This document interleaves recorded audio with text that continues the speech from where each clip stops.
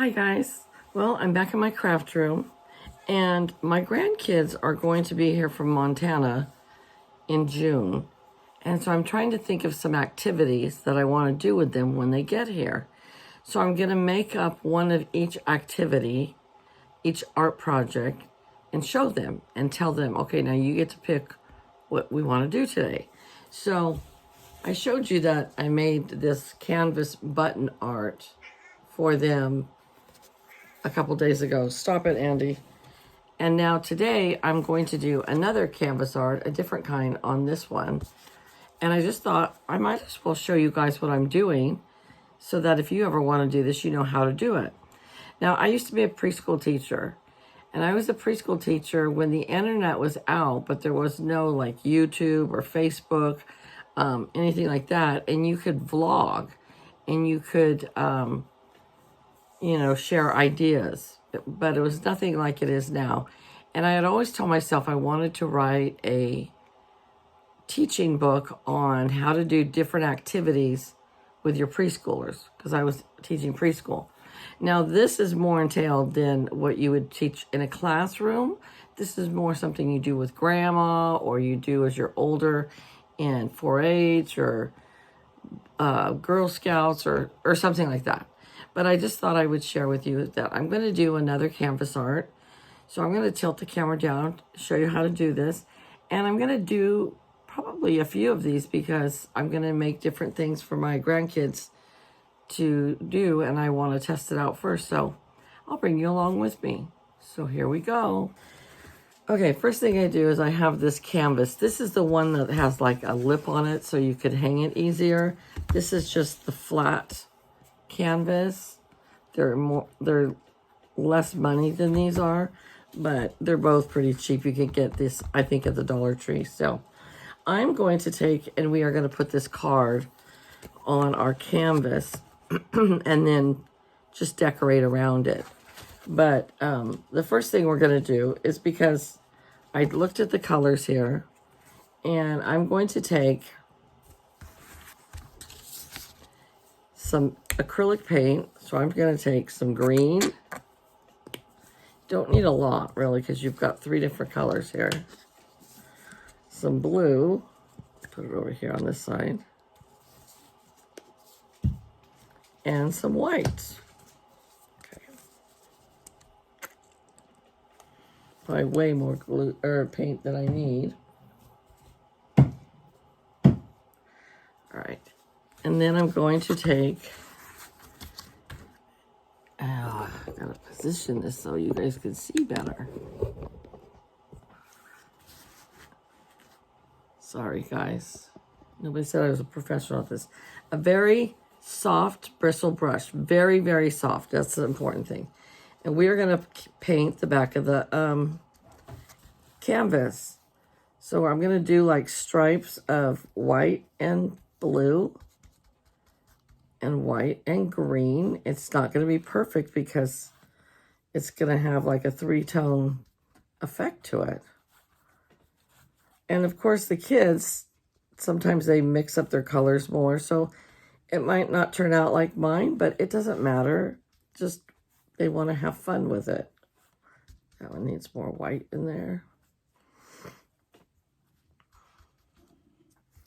And so if you're going to do this activity, the paint has to dry. And so what you can do is they can all sit down and paint their canvas. And then they can then pick out some of their items that they want to embellish on here. Or they can go out and play and come back when it's all dry. So I'm doing all the sides as well. Now you notice I have a piece of paper under my canvas so that if it gets on the table, well, it's not going to get on the table because it's going to get on my paper instead. Now, as an adult, it doesn't take as long to do this. But if you have, my grandchildren are 5, 6, 7, 9, and 11. And and 8. Tristan is 8. So I've got, yeah, so I've got 5, 6, 7, 8, 9, and 11. No 10-year-olds. And then I've got a 1-year-old, but he's not going to be doing this. Okay, so there's my canvas. We're going to let that dry, and then I'll be back, and we will decorate this together, okay? All right, so we are on to the second part of our little tutorial here. We're going to take our card and just cut it off. You can, of course, use scissors. We're going to cut this card off. Now, this says, hope the hippity is back in your hop in no time. Get well soon. So if you want to save that for future cards or projects, then you save it. Okay. Now we're back with our canvas, all dried. And we are going to attach this here. I'm going to use just double-sided tape that I get at the Dollar Tree. But I haven't been able to find some. And then I've got some larger one that I got at Joann's. Just because Dollar Tree doesn't seem to be having it lately, so I have to take what I can get. But I do love this double-sided tape. Now, with little kids, this double-sided tape is hard for them to use. So you could just have them glue it on. Or you could help them and hot glue it on for them. Where the heck is the beginning of this thing? That'll take some nice... Oh, here we go. All right.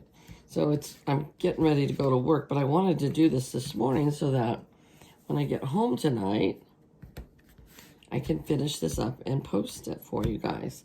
And I appreciate all your feedback you guys gave me with the button art and that you like when I talk better. So talking it is. Okay, with the double-sided tape, if you just sit there and kind of take your fingernail and go over it at the end, then it comes right off. If not, you sit there and fight with it and think, this stuff doesn't work. But you really have to, like, push down on it, and then it just comes right off. This is the best thing I've ever seen since they put peanut butter in a jar. Okay.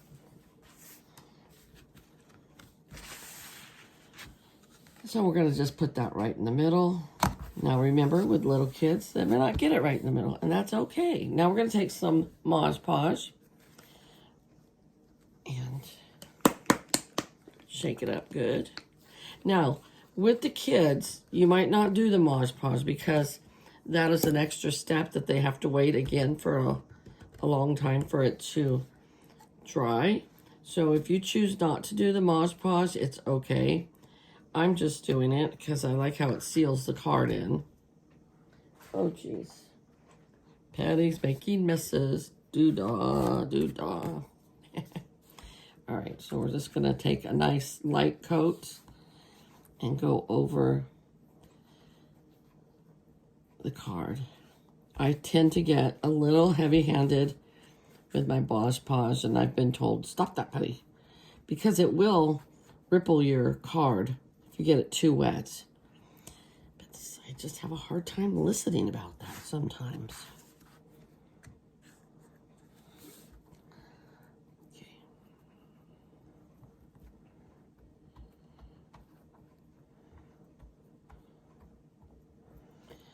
All right, and then we are going to let this dry. See, there's a little ripple. We will be back this evening to finish this up. It'll be 80 degrees today, you guys. That's really nice. Okay. And like I said, you can skip this part if you have all little kids because they won't want to wait. But I want to seal mine. So I'll be back tonight. Bye.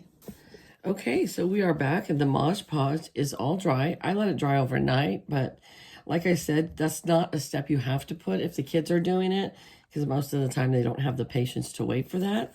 But now all we need to do is just decorate it any way you want. So I have a lot of embellishments in my crafting supplies. And so I usually just let my grandkids go through my little drawers and pick out what they want. But I found this really cute lace that I got from Temu. And I'm just going to put a strip on the bottom. I'm not sure if I'm going to put a strip on the top yet or not. But we'll just play around with it. I'm not sure if I will or not. Let's see. Excuse my voice. It's all raspy because of the wind. Yes, I am. I'm going to put one on top too. The wind just kicks up my allergies like crazy. So I'm dealing with that today. Okay. I am going to use a hot glue gun because I like the hot glue guns, but that is not kid friendly for little ones. So I'll show you some other glues in just a minute that you can use. Now, what I do a lot of times, if it's something that really needs to use a hot glue gun with my grandkids, I'll put the hot glue on, I'll put the item on, and then I'll give them this pokey tool and I'll tell them, here, you get the pokey tool now, you know, so they can feel like they're being a part of it. But this fabric fusion will work great. I always swear by the tacky glue. I didn't have any the other day for the button art, so I had to use Elmer's. And I love this for paper art. It is the art glitter glue. So any of those would work. Probably the tacky or the fabric fusion would work the best. But I just like the glue gun. Some people love glue guns. Other people can't stand them. I happen to be a fan of them. But you can get burned a lot from them, so you do have to be careful. Okay, so like I said, this is just one of those things now where you just start creating whatever you think looks great. So I just had some different flowers. Put that flower there. This is where some of my grandkids get over the top putting too much stuff, and others just put a little bit. But if all goes according to plan, if things work out properly, I will show you them with their finished products. And this is a little flat back bow I had. These are some little silk flowers that I bought on Amazon, and they have been so great. I got a whole bunch of them at one time. I can't even remember.